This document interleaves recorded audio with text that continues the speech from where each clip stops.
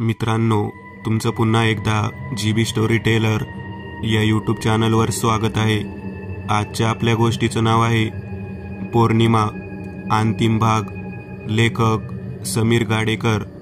पण गोष्ट सुरू करण्याआधी जर कोणी या कथेचा या अगोदरचा भाग पाहिला नसेल तर तो भाग पाहूनच हा भाग पाहण्यास सुरुवात करावी ही विनंती। चला तर मग अजिबात वेळ न घालवता गोष्टीला सुरुवात करूया।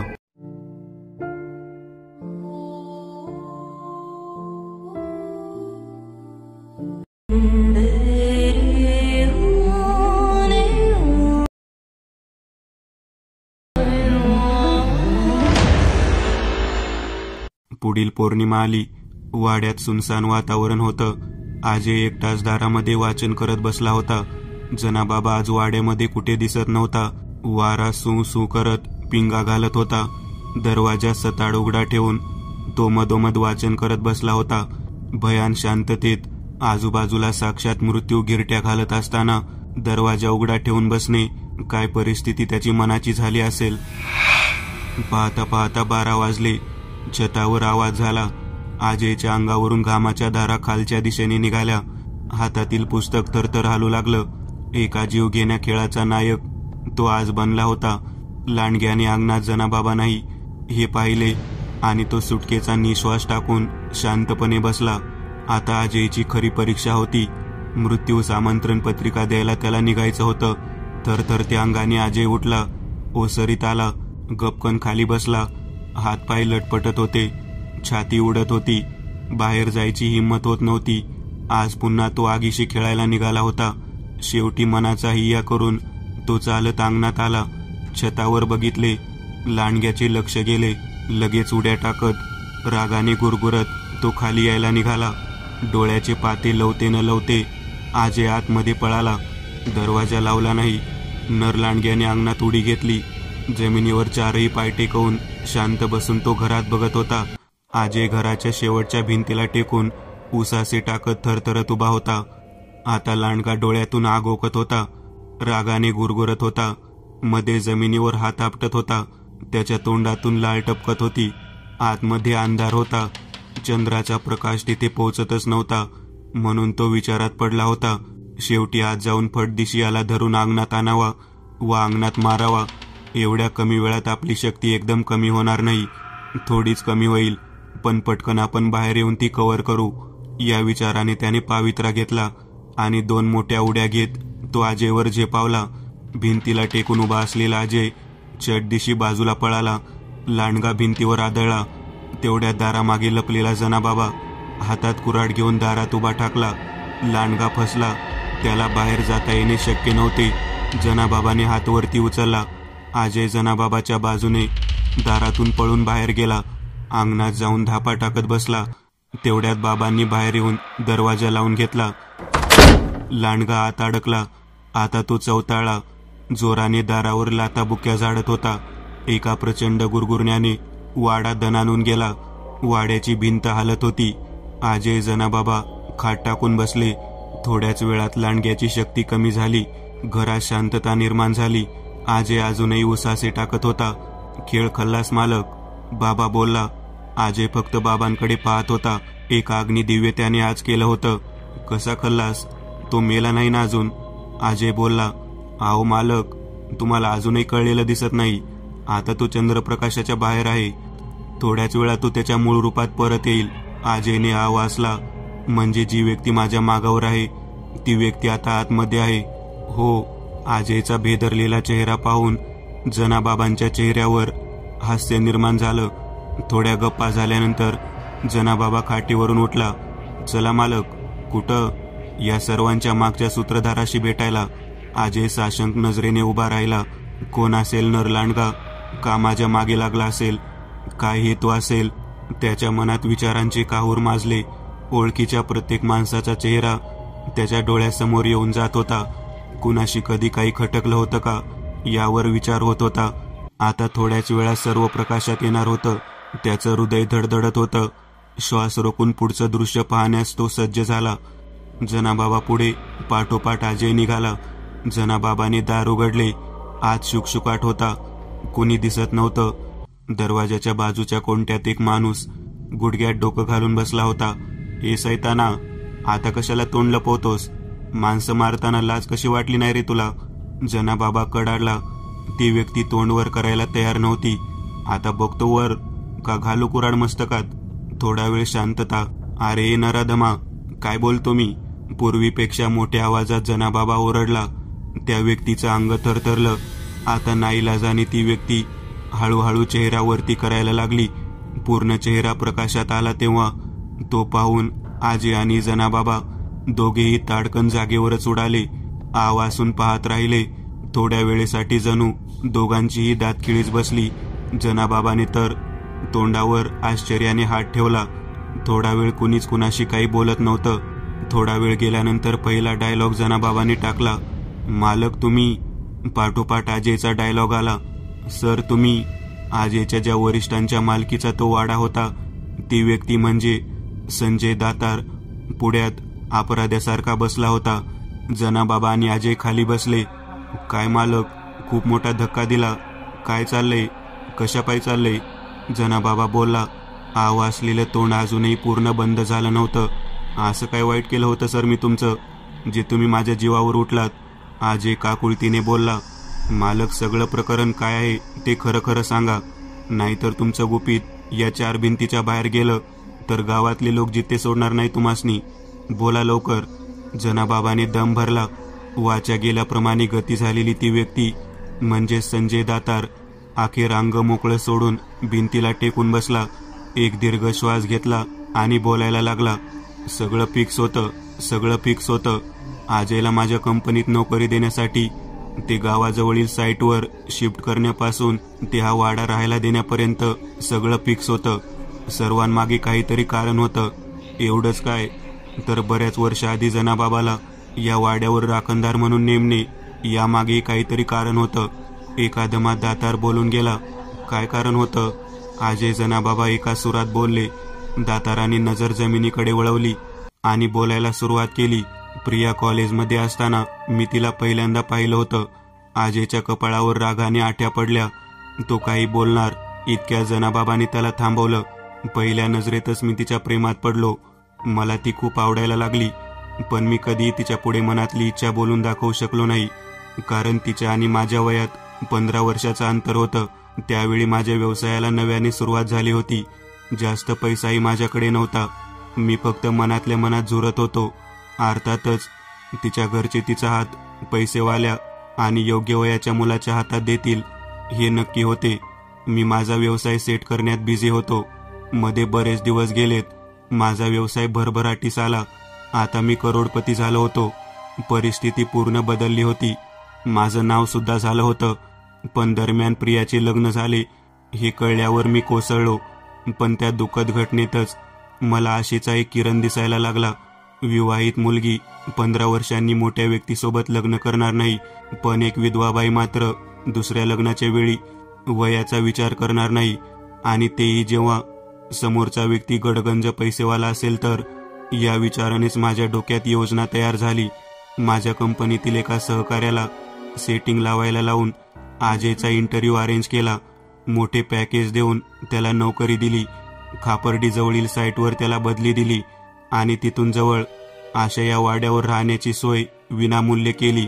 हा वाडा अगदी गावाच्या बाहेर सुनसान जागी असण्याचा खूप मोठा फायदा होता. माझा प्लॅन व्यवस्थित चालला होता. दोघांना वाड्यात आणण्यात मी यशस्वी झालो होतो. त्यात माझं नशीब अगदीच बलवत्तर, म्हणून अजयने प्रियाला माहेरी पाठवायची घटना घडली आणि माझा रस्ता अजूनच सोयीस्कर झाला. आता काटा काढायला परिस्थिती पूरक होती, पण कुणाला सुपारी द्यायची किंवा स्वतः खून करायचा म्हटलं तर कुठला ना कुठला पुरावा मागे राहून आपण पकडले जाण्याची भीती होती. ती रिस्क मला घ्यायची नव्हती आणि माझं मन तेवढं कठोर व्हायलाही तयार नव्हतं. शेवटी मी माझ्यातल्या या गुणाचा उपयोग करायचं ठरवलं. नरलांडगा झाल्यावर माणूस दयामाया विसरून जातो. कुठलाही पुरावा मागे राहत नाही आणि मी माझ्या प्रयत्नांना सुरुवात केली. मध्ये आडसर होता तो फक्त जनाबाबांचा. सुरुवातीला मी त्याला कामावरून काढून टाकायचा विचार केला, पण तो खूप जुना विश्वासू माणूस होता. त्यानंतर दुसरा राखणदार मिळणेही कठीण होते. पण मला एक नामी युक्ती सुचली. जनाबाबा नरलांडगा शिकारी आहे हे मला माहीत होते. नर लांडग्याने जंगलात शिकार केली तर कर्तव्याशी बांधील जनाबाबा त्याचा बंदोबस्त करायला जंगलाकडे धाव घेणारच. मी जंगलात माणसं मारायला लागलो. जनाबाबा जंगल धुंडाळत असताना मी वाड्यावर येत होतो. तो येताना दिसताच निघून जायचो. वाड्यावरून चालल्याने वरती कोण आहे हे बघायला अजय कधीतरी बाहेर येईलच. तेव्हा मी फडशा पाडून त्याचं प्रेत जंगलात नेऊन टाकण्याच्या बेतात होतो. जंगलात कुठल्या हिंस्र प्राण्याच्या हल्ल्यात अजयचा मृत्यू झाला ही वार्ता होऊन मी सही सलामत सुटू शकलो असतो.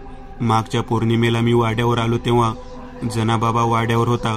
माझं डोकं आधीच फिरलं होतं. त्यात अजय बाहेर आला. सुदैवानं जनाबाबा झोपलेला होता. पटकन तुझ्या नरडीचा घोट घेऊन जनाबाबा उठायच्या आत पळून जावं हा विचार करून मी तुझ्यावर चालून आलो, पण बाबांनी तोही डाव मोडून टाकला. संजय दातारांनी एक मोठा पॉज घेतला.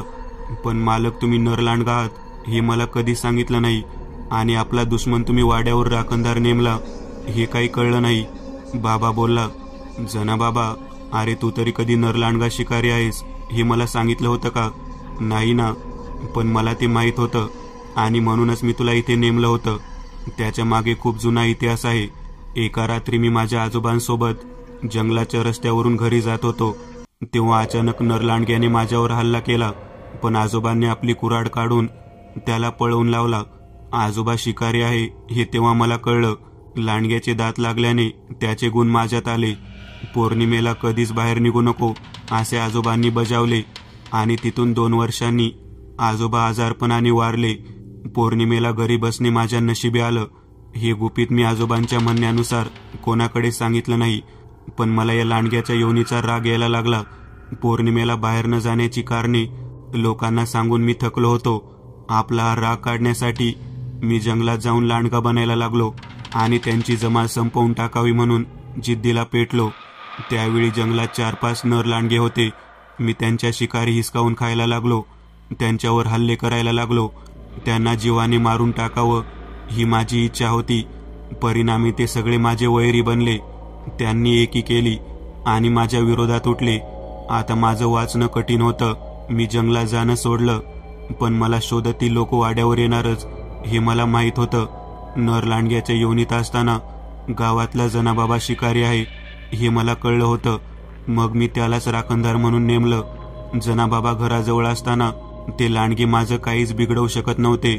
मी आता सुरक्षित झालो होतो, पण काही वर्षांनी मी तालुक्याला शिफ्ट झालो आणि ते लांडगे सुद्धा जनाबाबांनी संपवले असतील. दाताराने जनाबाबांकडे बघितले. जनाबाबांनी होकारार्थी मान हलवली. अजूनही स्वप्नात हरवल्याप्रमाणे शांतपणे आवक होऊन सगळे ऐकत असलेला अजय सुन्न झाला होता. खोलीत थोडा वेळ एक दीर्घ शांतता निर्माण झाली. जनाबाबा, एक काम करशील का? दातार बाबांकडे झेपावला. कसलं काम? बाबांनी आश्चर्याने विचारले. लांडग्याची योनी, माझ्या हातून घडलेला अक्षम्य गुन्हा, प्रेमातील अपयश याने मी जगण्याच्या लायकीचा राहिलो नाही. माझी आता जगण्यावरची इच्छा उडालेली आहे. मला मरण दे बाबा, माझी सुटका कर. खूप उपकार होतील तुझे. तू नरलांडगा शिकारी आहेस. आपल्या कर्तव्याला जाग. हा नरलांडगा मारून टाक. एवढी कृपा कर. मी तुझे पाय धरतो.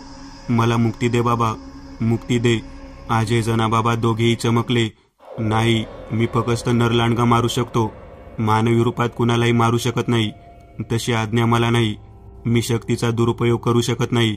थोडा वेळ दातार विचारात पडला आणि लगेच बोलला, बरं मग एक काम करू.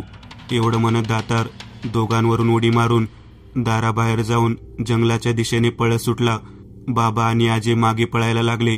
म्हातार वयातही जनाबाबाचा पळण्याचा वेग पाहून अजय थक्क झाला. तो तरुण असूनही थोडा मागे पडला होता.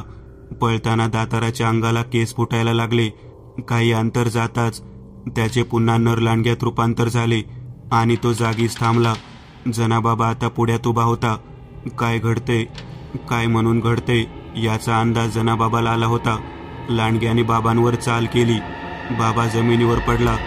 पण चपळाईने कमरेतील छोटी कुऱ्हाड काढून त्याने लांडग्यावर वार केला. लांडगा कोसळून खाली पडला. थोडा वेळ तडफडून मरण पावला.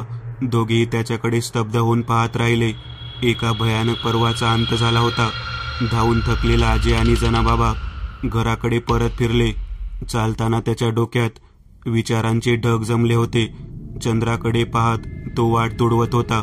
संजय दाताराचं गायब होणं हे नेहमीसाठी गूढ बनून राहिलं, तर नर लांडग्याला कोणी मारलं हेही गूढ बनून राहिलं. तिकडे सकाळी जंगलात नर लांडग्याचं प्रेत मिळालं. ही वार्ता हा हा म्हणता गावभर पसरली. सारं गाव ते प्रेत पाहायला जंगलात जमा झालं. गावकऱ्यांनी सुटकेचा निश्वास सोडला. गावावरील संकट आता टळलं होतं. आज गावदेवीची जत्रा होती. गावात जल्लोषाचे वातावरण होते. सगळीकडे आनंदी आनंद होता. जिकडे तिकडे दिवे लागले होते. म्हातारी पोरं, तरुण मंडळी हलगीवर लेझीम खेळत होते. काही मुलं नाचत होती. बाया बापडे आनंदात होत्या. पण एक काळी पडछाया त्या गावात आपलं पहिलं पाऊल टाकायला आज पुन्हा आतुर झाली होती. एका संकटाचं सावट गावात पाय पसरवण्यास सिद्ध झालं होतं. आज पौर्णिमा होती. नरलांडग्याच्या हल्ल्यातून वाचलेल्या व्यक्तीची पावलं आता जंगलाकडे वळली होती. चालताना त्याची जीभ लपलपत होती. गावाबाहेर येताच त्याच्या तोंडातून 2 सुळे बाहेर आले. मी एक नवीन चॅनल ओपन करत आहे. त्यावर तुम्हाला ॲनिमेटेड हॉरर स्टोरीज पाहायला मिळतील. त्या चॅनलची लिंक या व्हिडिओच्या डिस्क्रिप्शन मध्ये दिलेली आहे. चॅनलला सबस्क्राईब करायला विसरू नका. मित्रांनो, आज पुरतं एवढंच. तुम्हाला जर काही गोष्ट आवडली असेल तर नक्की लाईक करा. तुमच्यापैकी बरेचसे जण व्हिडिओ लाईक न करताच पळून जातात.